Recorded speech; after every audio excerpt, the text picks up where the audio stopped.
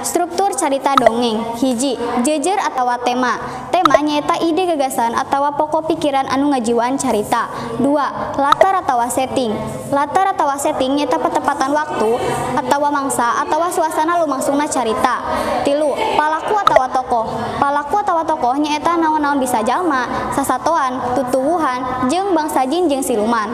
4. Galur atawa alur. Galur atawa alur nyaeta runtuyan kejadian anu ngawangun hiji lalakon nepi ka ngeleunjeurkeun.